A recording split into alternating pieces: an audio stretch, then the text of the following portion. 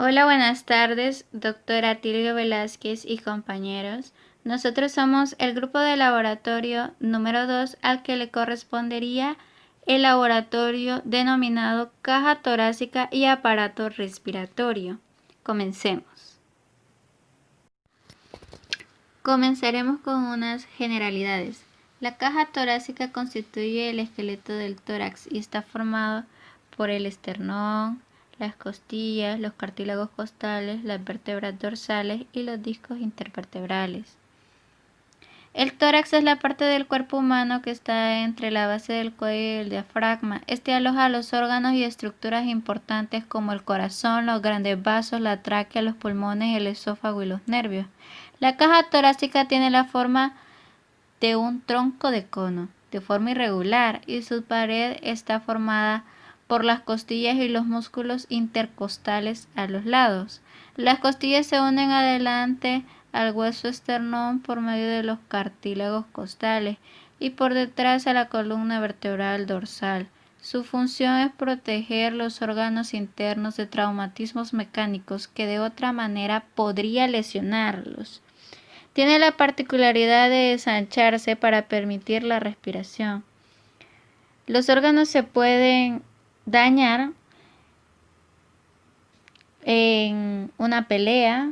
En las peleas, normalmente las que resultan fracturadas son las costillas. También puede haber dolor torácico por alguna enfermedad pulmonar o cardíaca. Entre otras patologías están el tórax batiente y la parálisis del diafragma, que lesión es causada por la lesión de su inervación motora por el nervio frénico. Únicamente se lesiona una parte.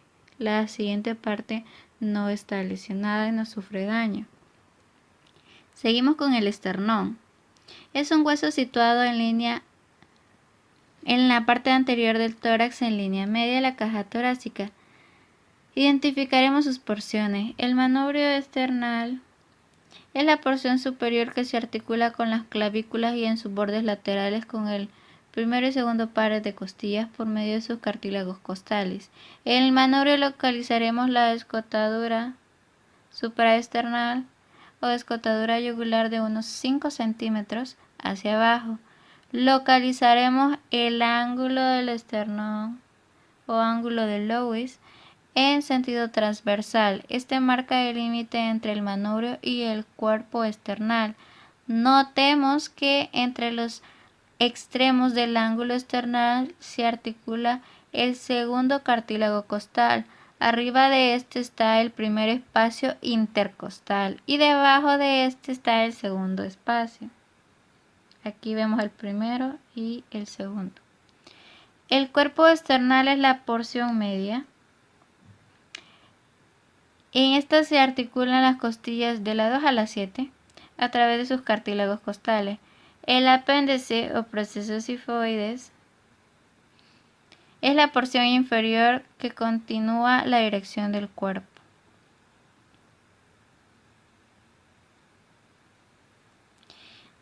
Aquí abajo podemos observar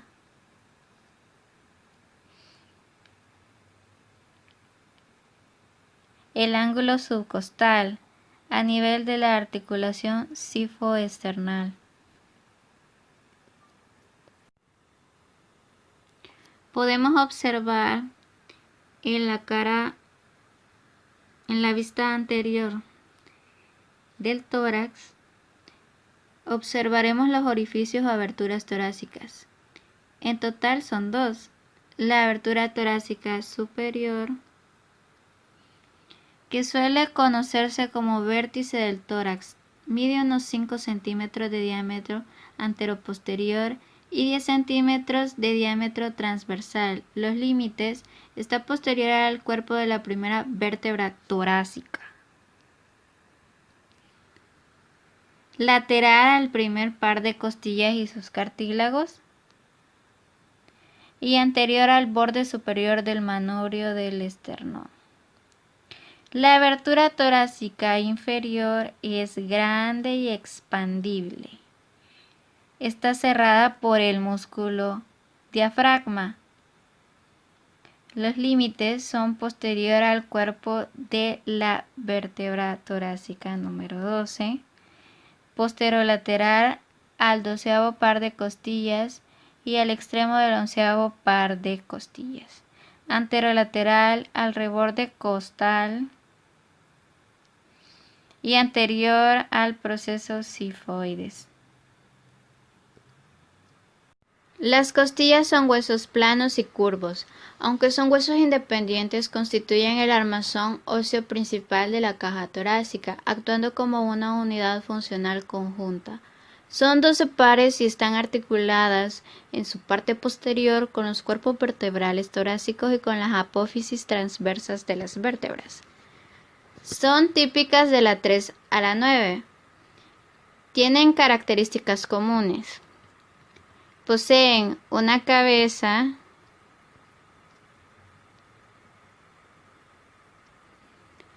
Esta cabeza posee dos carillas articulares, una superior, otra inferior. La superior se articula con la vértebra superior y la inferior se articula con la vértebra torácica que le corresponde en número. La cresta está situada entre ambas carillas articulares. El cuello está entre la cabeza y el tubérculo. El tubérculo consta de dos partes, una parte no articular y la parte articular, que se articula con las carillas articulares de los procesos transversos de las vértebras torácicas. El cuerpo, como podemos observar, es delgado, curvo y plano. Se le describe las caras o superficie externa e interna. El borde superior es grueso y redondeado, el borde inferior es delgado. En su cara interna posee el surco o canal costal, ocupado por el paquete neurovascular intercostal. El ángulo es donde cambia de dirección. Una costilla típica son la primera, segunda, la décima, la 11ª y la 12ª costilla. La primera costilla es más ancha y curva. También es la más corta de las costillas verdaderas. Tiene una gran importancia clínica porque en ella se insertan y se cruzan numerosas estructuras. Esta costilla es plana y posee un tubérculo en el que se cruzan numerosas estructuras. Es el tubérculo del escaleno. Para el músculo escaleno anterior, en este cursa el canal para la arteria subclavia posterior al tubérculo y el canal para la vena subclavia que está anterior al tubérculo. Lo que hace diferente a esta costilla de las demás es que la primera costilla se encuentra en posición horizontal, es decir, tiene dos bordes, uno interno y otro externo, y dos caras, una superior, otra inferior, al contrario de las otras costillas. La segunda costilla tiene una curva similar a la primera, pero es más delgada y mide aproximadamente el doble. Las costillas 10, 11 y 12 son cortas, especialmente la 12ª, y se hallan conectadas a un pequeño cartílago costal. No posee cuello ni tubérculo y tiene una única fosita articular en la cabeza. Tienen un extremo anterior en la punta. La clasificación de las costillas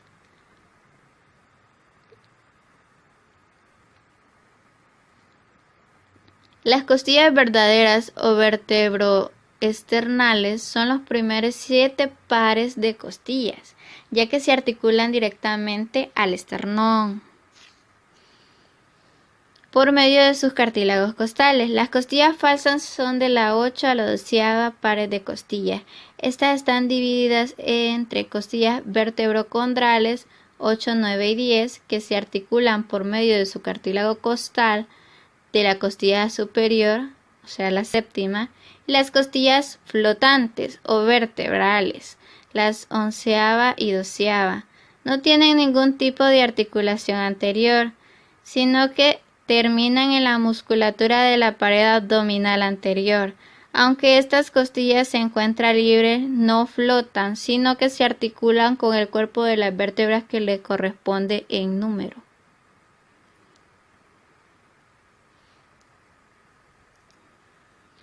Aquí podemos observar la primera costilla, la segunda costilla, las costillas la 11 y la 12,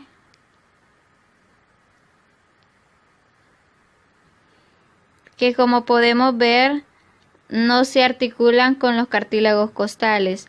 Luego están las demás costillas que sí se articulan con los cartílagos costales.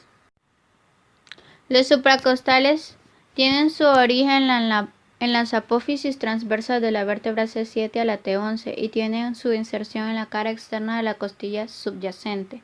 Los intercostales internos son 11 pares y se extienden desde las regiones paraesternales hasta el ángulo costal, donde se continúan con la membrana intercostal interna. Tienen su origen en el borde inferior de los surcos costales de las costillas superiores y su inserción en la superficie superior de las costillas inferiores subyacentes. Los intercostales profundos o íntimos están poco desarrollados. Se pueden considerar como parte de los intercostales internos, pero separados de ellos por los vasos y nervios intercostales. Se extienden desde el canal costal de la costilla de arriba al borde superior de la costilla inferior. Los subcostales son fascículos que se originan en el borde inferior de la costilla cerca del ángulo y se insertan en los bordes superiores de la segunda o tercera costilla inferior. Los músculos transversos del tórax o triángulo del esternón tienen su origen en las superficies internas de los cartílagos costales del 2 al 6 y tienen su inserción en la parte inferior de la superficie interna del cuerpo del esternón, en la apófisis sifoides y en los cartílagos costales del 5 al 7.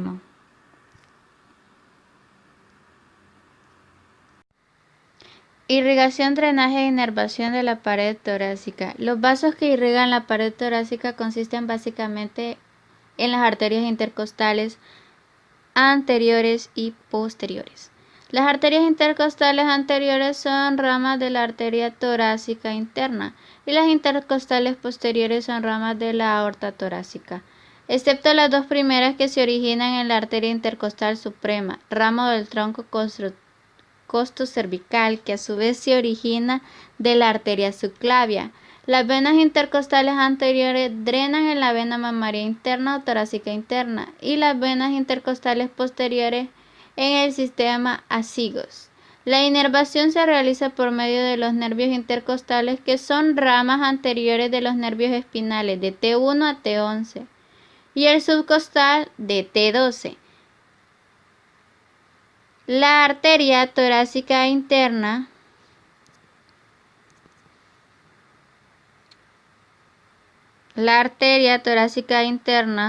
está cursando posterior y lateral al esternón. Las ramas terminales de esta arteria son la epigástrica superior y la musculofrénica. Emite ramas al mediastino, al timo, a los pulmones, a los espacios intercostales superiores en su parte anterior y a la mama. Y en la cara interna del tórax, en su pared posterior y a cada lado de la columna vertebral, identificamos las arterias y venas intercostales posteriores y a los nervios intercostales, que son el paquete neurovascular intercostal posterior.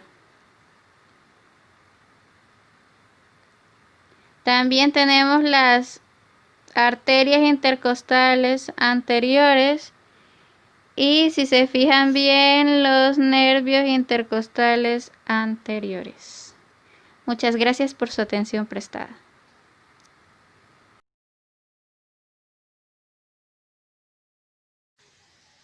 Tengan todos buen día, mi nombre es Noelia María Campos Chávez y en este laboratorio me ha correspondido desarrollar los temas de mama y de diafragma. Así que vamos a comenzar con el video explicativo. Las mamas están constituidas por glándulas mamarias, por piel y por tejido conjuntivo asociado. Las glándulas mamarias son glándulas sudoríparas modificadas que se sitúan sobre la fascia superficial, anteriores a la musculatura pectoral y a la pared torácica anterior. Las glándulas mamarias consisten en una serie de conductos y lóbulos secretorios asociados, los cuales convergen entre sí para formar entre 15 y 20 conductos lactíferos o galactóforos que desembocan de manera independiente en el pezón. El pezón está rodeado por un área de piel pigmentada a la cual se le llama areola, que es esta estructura que podemos observar en la imagen. Los conductos y lóbulos de la glándula mamaria se encuentran rodeados por un estroma de tejido conjuntivo bien desarrollado. Este tejido conjuntivo es tejido adiposo y en ciertas regiones se condensa para formar ligamentos bien definidos, a los cuales se les llaman ligamentos suspensorios de la mama, y se pueden observar mejor en esta imagen. Este tejido se encuentra en continuidad con la dermis y además soporta a la mama. En mujeres no lactantes, el componente predominante de la mama es la grasa, mientras que en las mujeres que se encuentran en periodo de lactancia es más predominante el tejido glandular. La mama se asienta sobre la fascia profunda, la cual se encuentra relacionada con el músculo pectoral mayor y con la musculatura circundante como el músculo subclavio y los músculos intercostales.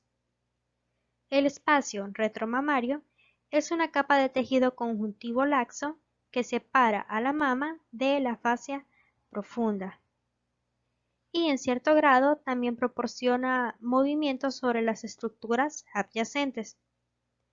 La base o superficie de inserción de cada mama se extiende verticalmente desde la segunda hasta la sexta costilla y transversalmente desde el esternón hacia casi toda la línea medioaxilar lateralmente. Irrigación de la mama. La mama está relacionada con la pared torácica y las estructuras asociadas con el miembro superior. Por tanto, la vascularización arterial, al igual que el drenaje venoso, puede tener múltiples recorridos. Lateralmente tenemos ramas de la arteria axilar, como la arteria torácica superior, la arteria toracoacromial, la arteria torácica lateral y la arteria supraescapular. Estas arterias las podemos localizar lateralmente y medialmente ramas de la arteria torácica interna, de la segunda a cuarta intercostales anteriores a través de las ramas que atraviesan la pared torácica y la musculatura supraadyacente. Drenaje venoso de la mama.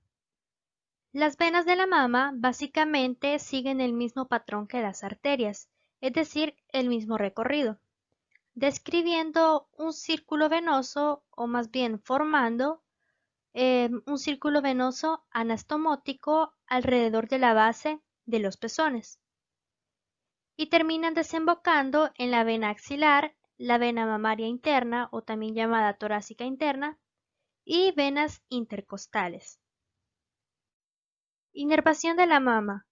La inervación sensitiva de la mama, mayoritariamente, procede de las ramas perforantes cutáneas anterior y lateral del segundo al sexto nervio intercostal. El pezón está inervado por el cuarto nervio intercostal y la glándula mamaria recibe su inervación del cuarto, quinto y sexto nervio intercostal. Drenaje linfático. Aproximadamente un 75% se produce a través de los vasos linfáticos que drenan lateral y superiormente hacia los nódulos axilares. La mayor parte del resto del drenaje linfático discurre hacia los nódulos linfáticos paraesternales que se localizan profundos a la pared torácica anterior y asociados a la arteria torácica interna, así como también a la mama contralateral. Cierto drenaje puede realizarse por los vasos linfáticos que siguen a las ramas laterales de las arterias intercostales posteriores y que desembocan en los nódulos intercostales situados cerca de las cabezas y cuellos de las costillas. Los vasos linfáticos drenan también a los nódulos linfáticos supraclaviculares y abdominales. El diafragma es el septomúsculo tendinoso que separa las cavidades torácica y abdominal. Sella la abertura torácica inferior y generalmente sus fibras musculares se disponen radialmente desde los bordes de la abertura torácica inferior y convergen en el centro tendinoso. Debido a la posición oblicua de la abertura torácica inferior, la inserción posterior es inferior a la inserción anterior. El diafragma no es plano, por el contrario, se abomba superiormente tanto del lado derecho como del lado izquierdo para formar las cápsulas. La cápsula derecha es más alta que la cápsula izquierda, alcanzando inclusivemente a la quinta costilla. Las porciones musculares del diafragma tienen distintos lugares de orígenes, entre ellas la porción lumbar, la porción costal y la porción esternal. La porción lumbar también es llamada porción vertebral y está formada por las fibras musculares que se originan de dos partes, una medial de la columna vertebral a partir de los pilares y una lateral a partir de los arcos fibrosos. En los arcos fibrosos podemos ubicar al ligamento arqueado medial o también llamado arco lumbocostal interno, que es esta estructura, este ligamento, y el ligamento arqueado lateral o arco lumbocostal externo.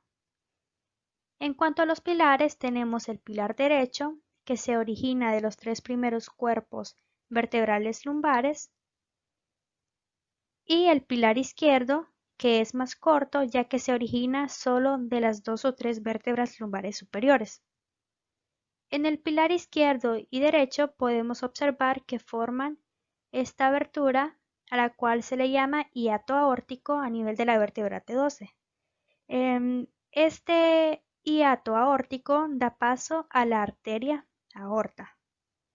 Y en el pilar derecho podemos observar que se prolonga para contribuir a formar el hiato esofágico a nivel de la vértebra T10. En cuanto a la porción costal, podemos decir que se origina de los cartílagos y pares adyacentes de las 6 primeras costillas. Y en la porción external, la cual está formada por delgados fascículos que se originan en el proceso sifoides del esternón. Entre las porciones external y costal podemos ubicar el triángulo esternocostal, que es esta pequeña estructura, y entre las porciones lumbar y costal, el triángulo vértebrocostal. En el centro del diafragma podemos observar esta estructura a la cual se le llama centro tendinoso del diafragma, el cual es una fuerte aponeurosis de forma semilunar con convexidad anterior donde se insertan las fibras musculares de todas las porciones de orígenes y está situado inmediatamente por debajo del pericardio fibroso al cual se adhiere. En él podemos identificar este orificio llamado hiato de la vena cava inferior a nivel de la vértebra T8, el cual da paso a dicho vaso. Tengan buen día, compañeros y doctor. Mi nombre es Álvaro Eleazar Cruz Batres y yo voy a continuar con el desarrollo de laboratorio hablándoles acerca de lo que es el aparato respiratorio, la laringe y la tráquea. Comencemos. El aparato respiratorio. En el aparato respiratorio se efectúa la respiración o el intercambio gaseoso entre la captación del oxígeno del aire y la cesión o la expulsión del CO2 contenido en la sangre venosa. Este consta de dos porciones, una conductora y la otra respiratoria. La porción conductora transporta el aire hacia los pulmones y comprende las fosas nasales, los senos paranasales, la faringe, la laringe, la tráquea y los bronquios. La porción respiratoria está formada por los bronquiolos terminales, luego los pulmones, quienes están cubiertos por pleura, y en los pulmones se efectúa el intercambio gaseoso con ayuda del diafragma y la caja torácica. La laringe. La laringe es el órgano impar que se ubica en la región cervical anterior a nivel de las vértebras C4 y C6.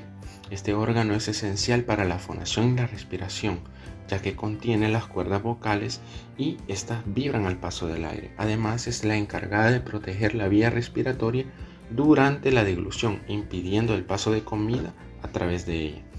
En esta imagen observamos cómo la laringe se ubica anterior a la faringe, inferior al hueso hioides, que es este que vemos aquí, y además está ubicada superiormente a la tráquea. La laringe está constituida por 9 cartílagos, 3 de ellos son impares y los otros 3 son pares. Los cartílagos impares tenemos al cartílago tiroides, al cricoides y el epiglotis. El cartílago tiroides es el más grande de los cartílagos de la laringe. Este se ubica por debajo del hueso hioides y por encima del cartílago cricoides. En esta lámina podemos observar al cartílago tiroides, donde esta sería su parte anterior y esta su parte posterior. Este cartílago tiene forma de libro abierto, en donde las portadas serían las dos láminas, siendo una derecha y la otra izquierda. Estas láminas no están unidas posteriormente, como lo podemos observar, pero anteriormente sí convergen para formar la prominencia laríngea, que sería esta que está acá. Esta prominencia se dice que está más desarrollada en los hombres que en las mujeres y se le conoce como la manzana de Adán. En la parte lateral de cada lámina podemos observar una cresta que se llama la línea oblicua, donde se insertan varios músculos. Además, posteriormente podemos observar cómo se alarga su parte superior hacia arriba, formando el asta superior, y hacia abajo, formando el asta inferior, donde tiene una carilla articular para el cartílago cricoides. Ahora bien, el cartílago cricoides, este es el más inferior de todos los cartílagos laringes. Está formado por dos estructuras que unidas son el arco cricoideo, siendo este anterior, y la lámina cricoidea, que es posterior.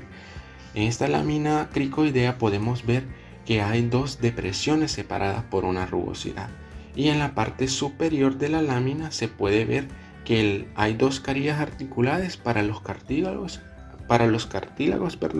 aritenoides. Seguimos con la epiglotis. La epiglotis se encuentra posterior al cartílago tiroides. En esta lámina podemos ver cómo tiene una forma de hoja, con su punta en el ángulo entrante al cartílago tiroides. ¿Gracias a quién? Gracias a este ligamento, que es el ligamento tiroepiglótico. La epiglotis tiene dos caras, una anterior y otra posterior, en donde podemos ver una pequeña elevación en la posterior que se denomina el tubérculo epiglótico. Los tres cartílagos pares que conforman los 9 cartílagos de la laringe son el cartílago aritenoides, el corniculado y los cuneiformes. El cartílago aritenoide tiene una forma piramidal y se ubica en la lámina cricoidea. Tiene 3 superficies, una base y un vértice. La base es cóncava y se articula con la carilla de la lámina cricoidea. En su parte anterolateral tiene 2 depresiones, una superior y la otra inferior, y en el ángulo anterior de cada aritenoide se alarga formando a la apófisis vocal para que se inserte el ligamento vocal. Ahora bien, los cartílagos cuneiformes y los cartílagos corniculados se definen como cartílagos accesorios. Los corniculados se encuentran en el vértice del cartílago aritenoides y son muy pequeños, de forma piramidal, y cuyo vértice se proyecta anteromedialmente. y los cartílagos cuneiformes tienen una forma de palo de golf y se ubican en los pliegues ariteno-epiglóticos, que son estos que podemos observar aquí. Generalmente se encuentran recubiertos. La laringe además posee dos articulaciones que se consideran muy importantes, ya que permiten la unión de todos estos cartílagos, que serían la articulación cricotiroidea y la cricoaritenoidea. La articulación cricotiroidea es de tipo sinovial plana o artroidea. Sus superficies articulares las podemos observar en esta lámina, que son las facetas articulares del asta inferior del cartílago tiroides y las facetas articulares del cartílago cricoides. La articulación cricoaritenoidea es de tipo sinovial condilia, aunque existe una discusión por ello, pero permite la abertura de la entrada de la laringe. Sus superficies articulares son, como lo podemos ver, las bases cóncavas de los cartílagos aritenoides y las superficies convexas de la lámina cricoides. Ahora vamos a hablar de los ligamentos de la laringe.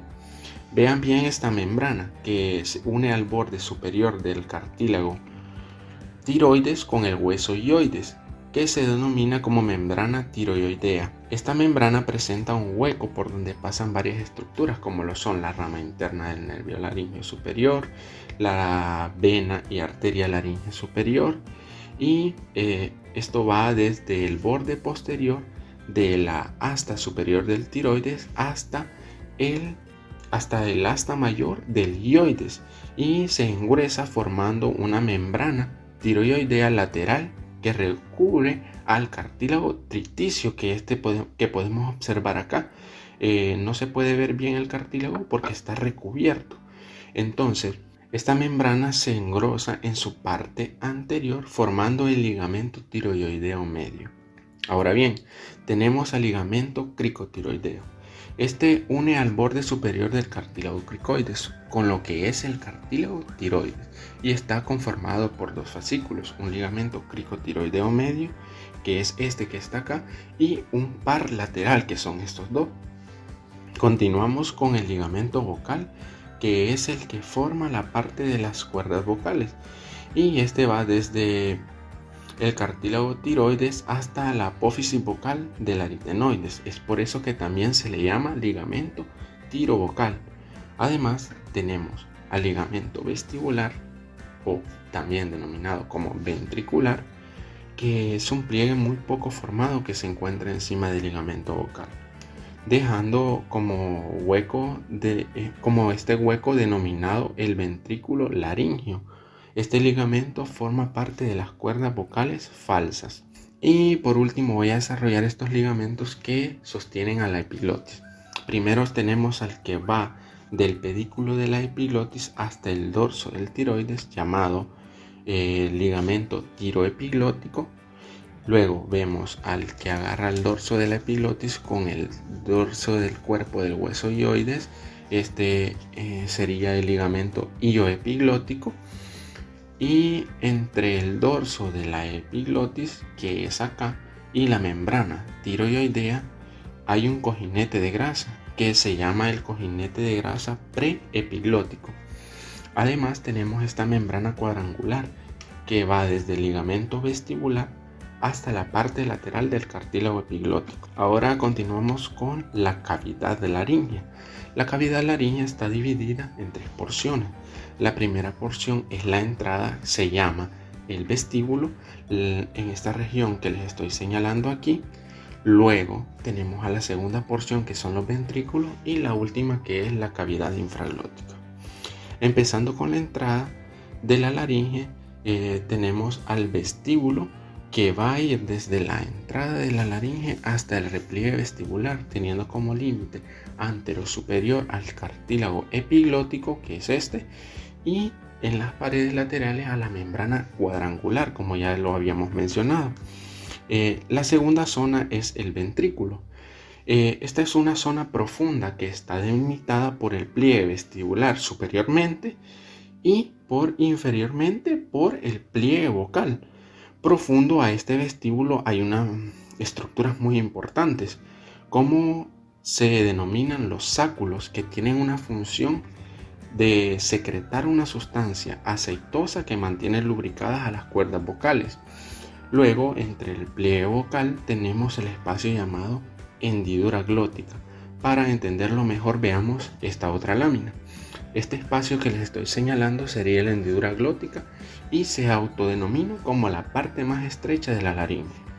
Ahora bien, cuando nosotros hablamos de glotis, estamos refiriéndonos tanto a la cuerda vocal, que es el ligamento vocal, al músculo vocal, a la apófisis del cartílago aritenoides y a la hendidura glótica.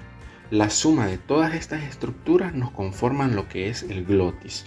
La tercera zona de la laringe es la cavidad infraglótica, que se encuentra por debajo del ventrículo, específicamente desde el pliegue vocal, o sea, desde acá, hasta el borde inferior del cartílago cricoides, hasta acá, porque de ahí se continúa lo que es la tráquea. Ahora vamos a hablar de los músculos de la laringe. Los músculos de la laringe se dividen en dos grupos, extrínsecos e intrínsecos.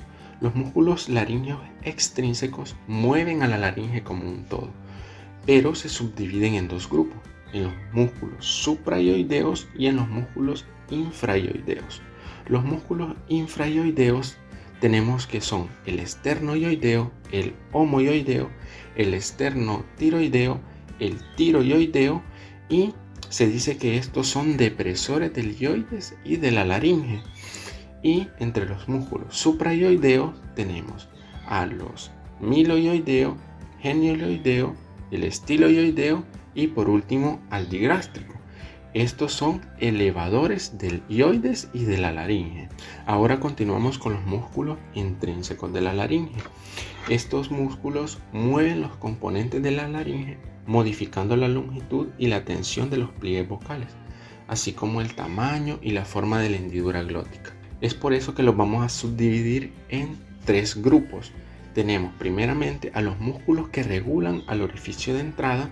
Tenemos al primero, que es el músculo aritenoideo transverso, y su función es aducir los cartílagos aritenoides. En esta lámina podemos ver que hay unas fibras que se cruzan por detrás del aritenoideo transverso, que este sería el segundo músculo de este grupo, que sería el aritenoides oblicuo. Este tiene la misma función que el aritenoideo transverso. Ahora tenemos al tercer músculo, que sería el aritenoepiglótico, que es esta cruz que se encuentra acá, que está reforzado por el aritenoideo oblicuo y el aritenoideo transverso. El segundo subgrupo sería los músculos que regulan a la hendidura glótica. Estos nada más serían dos, que serían el cricoaritenoideo posterior, que abduce el pliegue vocal, y el músculo cricoaritenoideo lateral, que tiene como función aducir el pliegue vocal, pero de esta vez de una porción interligamentosa. Y para terminar con los músculos intrínsecos de la laringe, tenemos a los encargados de regular los ligamentos vocales, los cuales nada más serían tres. El tiroaritenoideo, que tiene como función el acortamiento de las cuerdas vocales, y el músculo que está a su lado sería el vocal, que tiene la misma función, pero además incrementa o mantiene la tensión en la porción anterior. Y por último tenemos al músculo cricotiroideo, que tiene como función traccionar y tensar el ligamento vocal. Todos estos músculos están inervados por el nervio vago, pero lo único que cambiaría sería la rama del cual están inervados. Ahora bien, la irrigación de la laringe. La irrigación de la laringe se da por tres arterias: una arteria laringe superior, una arteria cricotiroidea y la arteria laringe inferior. Empecemos por la arteria laringe superior, que acompaña al ramo interno del nervio laringe superior y pasa a través de la membrana tiroidoidea, como lo podemos observar acá, y se ramifica para irrigar a la cara interna de la laringe. Siguiendo tenemos a la arteria cricotiroidea, que es una rama muy pequeña de la arteria tiroidea superior y irriga a este músculo que vemos acá, que sería el cricotiroideo.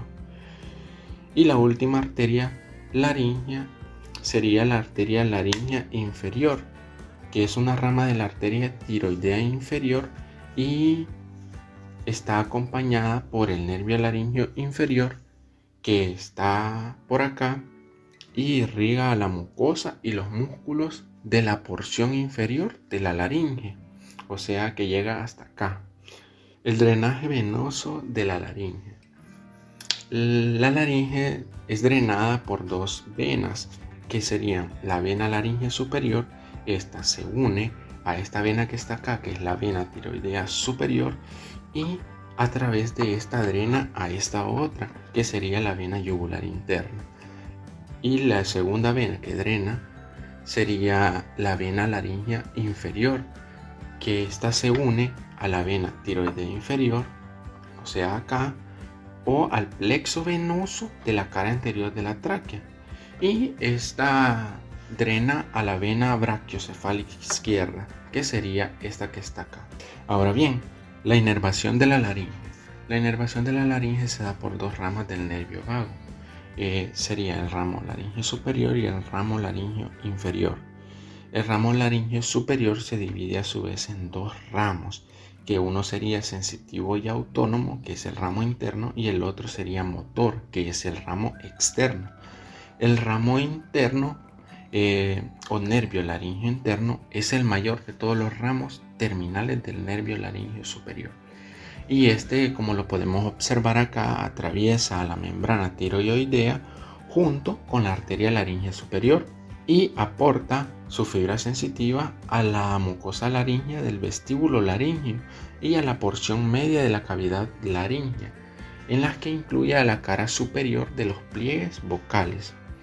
El ramo externo o ramo motor es el ramo más pequeño de los nervios terminales laringeos superiores y desciende posterior acompañado de la arteria tiroidea superior.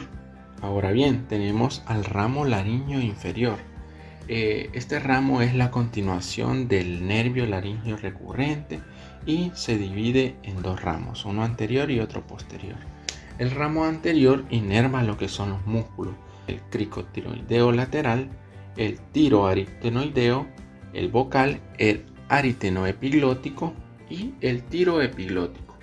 El ramo posterior inerva a los músculos cricoaritenoideo posterior y a los músculos aritenoideo transverso y oblicuo, ya que el ramo laríngeo inferior inerva a todos los músculos intrínsecos excepto al cricotiroideo. Es el nervio laríngeo inferior, el motor principal de la laringe. Ahora continuaremos con lo que sería la tráquea. La tráquea es un tubo flexible que se extiende desde el nivel de C6 en la parte inferior del cuello hasta las vértebras T4 o T5 en el mediastino medio, que sería acá. Esta se termina superior a nivel del corazón y no es un componente del mediastino posterior. La tráquea se mantiene abierta por la presencia de unos anillos cartilaginosos que son transversos. Estos tienen forma de C y están incluidos en la pared. La pared abierta de la C sería la parte posterior y la cerrada la anterior. La pared posterior de la tráquea está compuesta en su mayoría por músculo liso. La tráquea está situada dentro del mediastino superior y se bifurca a nivel del plano transverso del tórax, que sería este, o también reconocido como ángulo del esternón. En dicha bifurcación podemos observar a la carina, que sería esta, y esta es una cresta interna situada en la porción traqueal. La tráquea desciende anterior al esófago, o sea, hasta acá, y entra en el mediastino superior, ligeramente inclinada la parte derecha del plano medio. La cara posterior de la tráquea es totalmente plana y está en contacto con el esófago. Y para finalizar tendremos lo que es la irrigación de la tráquea. La irrigación de la tráquea está dada por tres arterias, que serían esta que vemos acá, la arteria tiroidea inferior, esta otra que sería la arteria tiroidea superior y esta que sería la arteria bronquial. y además está drenada por las venas tiroideas inferiores, que serían estas, y recibe inervación únicamente por el nervio vago.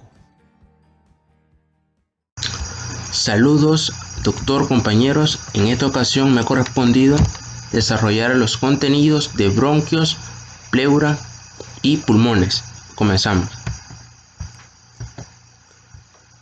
Primero vamos a hablar acerca de los bronquios. Los bronquios son estructuras que se van a originar a raíz de la bifurcación de la tráquea. Aquí la tráquea, aquí como se bifurca, o sea, se divide en dos bronquios. Vean. Dos bronquios principales, primario, son los bronquios primarios derecho e izquierdo. Ahora bien, estos bronquios primarios se van a dividir aún más. Vemos aquí unas líneas punteadas que van a delimitar el espacio de la otra división. Se van a dividir en otros bronquios que van a ser llamados bronquios lobulares o secundarios, que van a ser, en este caso, para el bronquio derecho van a ser 3 y para el bronquio izquierdo van a ser 2. El número de bronquios secundarios va a estar de acuerdo a los lóbulos, los cuales van a estar dirigidos. Los lóbulos de cada pulmón, en este caso son 3 para los 3 lóbulos del pulmón derecho y son 2 bronquios secundarios para los lóbulos del pulmón izquierdo. Ahora bien, estos bronquios secundarios se dividen aún más. Vemos aquí cómo se dividen aún más en bronquios terciarios o segmentarios. Estos bronquios segmentarios o terciarios van a estar dirigidos hacia lo que son los segmentos broncopulmonares de los pulmones. Vean, hacia ahí van a estar dirigidos. Ahora bien, y curiosamente también los nombres que van a tener estos bronquios segmentarios van a ser los mismos a los que van a tener los segmentos broncopulmonares. También cabe destacar que estos bronquios principales, los que están al principio, van a tener diferentes características. El bronquio derecho va a ser, como pueden ver, más grueso y de menor longitud, y el bronquio principal izquierdo va a ser de menor longitud y más delgado.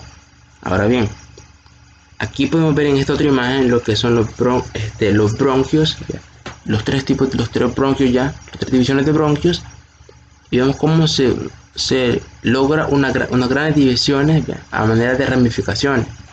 Por esto llamado árbol bronquial. Esta estructura, estos bronquios, divisiones de bronquios junto con los vasos pulmonares forman lo que es en conjunto el árbol bronquial, que pues está en el interior de los pulmones produciendo la hematosis. Aquí tenemos otra lámina en la que podemos observar los bronquios. Vemos cómo de una manera más sencilla cómo se van dividiendo hasta su última estructura.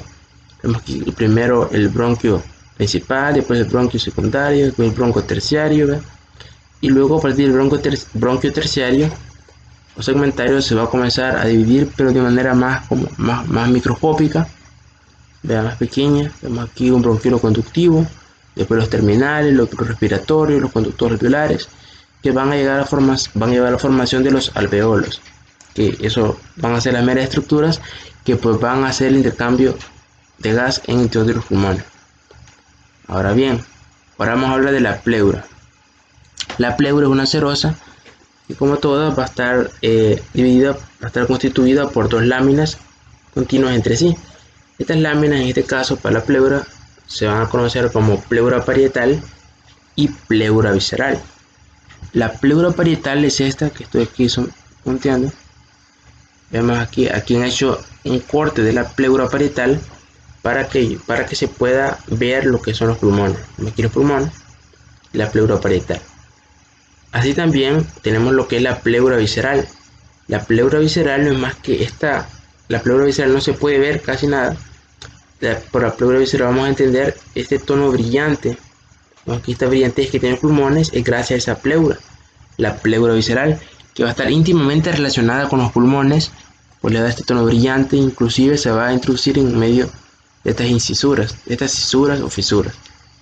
Ahora bien, ahora vamos a hablar un poco acerca de lo que es la pleura parietal. A la pleura parietal la vamos a distinguir 3 porciones: una porción costal, una mediastínica y una diafragmática.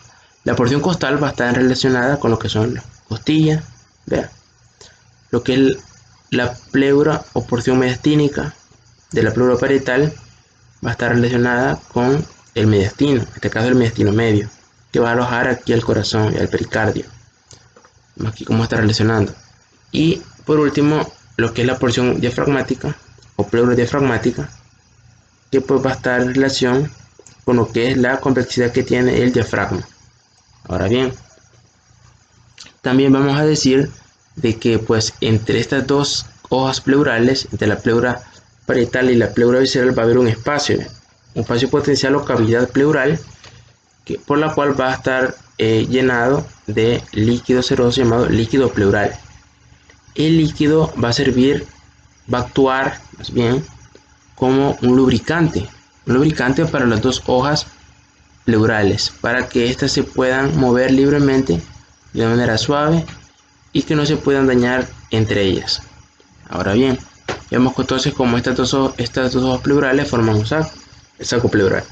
Entonces, a este saco pleural, conformado por las pleuras, vamos también a identificar lo que son unos recesos o espacios que dan entre estas hojas, que van a ser los recesos costodiafragmáticos y van a ser también recesos costomediastínicos.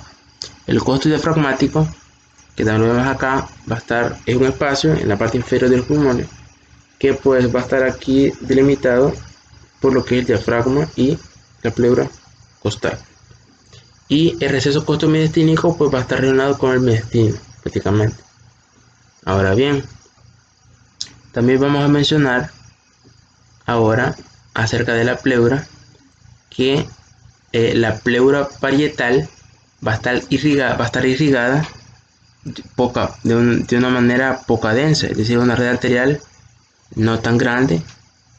En esta red arterial de la pleura parietal vamos a decir que va a estar constituida por lo que son arterias intercostales, arterias mediastinales y arterias frénicas superiores, que es poca densa la red. Y de la pleura visceral, vea, esta pleura visceral sí vamos a mencionar de que va a tener una red arterial rica, vea, que va a estar proveniente de lo que son las arterias bronquiales. Ahora bien, también cabe mencionar de que pues la pleura parietal va a estar inervada por nervios intercostales y por nervios frénicos, mientras que la pleura visceral, esta no va a estar inervada de manera sensitiva. Esta va a ser una pleura insensible, no va a sentir nada de dolor, mientras que la pleura parietal, esta sí va a sentir dolor. Ahora bien, ya hablando de la pleura, vamos a hablar ahora acerca de las estructuras que pues van a estar contenidas por esta pleura, que van en los pulmones. En los pulmones van a estar ubicados en las cavidades pulmonares que van a estar revestidas por la pleura parietal antes mencionada. Vean, en esta zona de acá. Prácticamente van a estar en los costados laterales del tórax, vean, que van a estar separados por el mediastino. En este caso el mediastino medio va a estar separando estas dos cavidades. Y los pulmones. También vamos a decir, vamos a identificar más bien en los pulmones ciertas partes. Principalmente vamos a identificar lo que es el vértice que está acá. Este vértice tiene una pleura cervical que pues se comienza en la raíz del cuello y se continúa con las pleuras o las porciones de la pleura parietal, costal y mediastínica. Y también vamos a identificar lo que son las caras costales, ¿vea? Y las caras mediastínicas, que van a estar asociadas con el mediastino, y las caras diafragmáticas pues con el diafragma. Ahora bien, también vamos a decirte que los pulmones van a ser, vea, órganos pares y pues fundamentales, esenciales para la respiración.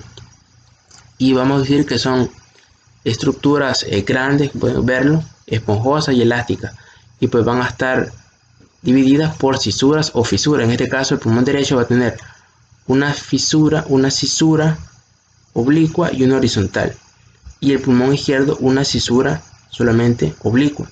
El pulmón derecho va a ser ligeramente de mayor tamaño que el pulmón izquierdo, ya que el pulmón izquierdo va a estar ahí descansando el vértice del corazón, que pueden ver acá delimitado por la incisura cardíaca y la língula en esta parte inferior, que tiene forma de lengua. Ahora bien, también vamos a mencionar acerca de los pulmones. Aquí estamos viendo lo que es las caras mediastínicas de los pulmones, y vamos a decir de que vamos a ver impresiones de vísceras. En este caso, aquí vemos el pulmón derecho, vemos aquí la impresión del timo, tejido adiposo, aquí vemos la impresión del diafragma, ¿ve? De la tráquea, y aquí en el pulmón izquierdo vamos a ver la impresión, la gran impresión que está delimitada por el corazón y por el arco de la aorta y por la aorta descendente y también por el diafragma. Y aquí en el pulmón derecho, como pueden ver, casi en esta parte, que es la impresión cardíaca, casi no se nota, a diferencia del pulmón izquierdo, que sí está bien delimitada, porque ahí está la mayor parte del corazón. También vemos aquí que está delimitado por los lóbulos, vean, el lóbulo superior, el lóbulo inferior en el pulmón izquierdo, el lóbulo superior, el lóbulo medio y el lóbulo inferior en el pulmón derecho. También vemos otras estructuras importantes, que es esta parte de acá. Esta parte de acá, vemos aquí como que es un contenedor, es una entrada de estructura. A esta entrada de estructura le llamamos ilio. Toda esta parte es una entrada. Vemos el ilio, vemos esta estructura, vemos aquí lo que son la arteria pulmonar y estas rojas las venas pulmonares. Esta arteria pulmonar y estas venas pulmonares forman lo que es el pedículo pulmonar. Vea, y en conjunto estos vasos pulmonares con los bronquios, vea, bronquios, en este caso los bronquios principales, como se introducen en el pulmón, y detrás del ilio, la cara mediastínica, forman en el interior lo que es el árbol bronquial antes mencionado. Ahora bien, también vamos a reconocer lo que son segmentos broncopulmonares. Primero en el pulmón derecho vemos acá que vamos a reconocer aproximadamente que van a ser 10 segmentos broncopulmonares. Aquí en el lóbulo superior vamos a reconocer el apical, el anterior y el posterior. En el medio lo que es el lateral y el medial, y en el lóbulo inferior el superior, el basal anterior, que es este, y el basal lateral. Y también aquí solo hay 8 segmentos, faltarían otros 2, que sería aquí en la cara mediastínica el otro no visible, que sería el segmento basal medial y el segmento basal posterior. Y en el pulmón izquierdo vamos a reconocer solamente 8 segmentos broncopulmonares. Aquí en el lóbulo superior vamos a identificar lo que son el ápico posterior, este rojo, el anterior, el lingual superior y el lingual inferior. Y en el lóbulo inferior vamos a limitar el superior, que es este, lo que es el basal anteromedial y el basal lateral. Aquí faltaría uno, pero aquí solo hay 7 segmentos, que pues está en esta cara mediastínica, que no se podía ver en el anterior, que va a estar acá lo que es el basal posterior. Ahora bien, vamos a hablar también acerca de la irrigación, drenaje y inervación de los pulmones. Los pulmones van a estar irrigados por la arteria pulmonar cada una. Esta arteria pulmonar le va a proporcionar sangre venosa pobre en oxígeno, que los pulmones la van a oxigenar, y a través de las venas pulmonares la van a drenar hacia la aurícula izquierda del corazón, y esta va a pasar al ventrículo izquierdo, y de ahí se va a distribuir hacia los tejidos del cuerpo. Vemos entonces la importancia que tienen los pulmones en nuestro organismo como órganos esenciales. Y también podemos mencionar lo que es la inervación de los pulmones, que va a estar a cargo de los plexos pulmonares derecho e izquierdo, que van a estar formándose por los nervios vagos y ganglios paravertebrales del tronco simpático. Bueno, esto ha sido todo. Muchas gracias por la atención prestada.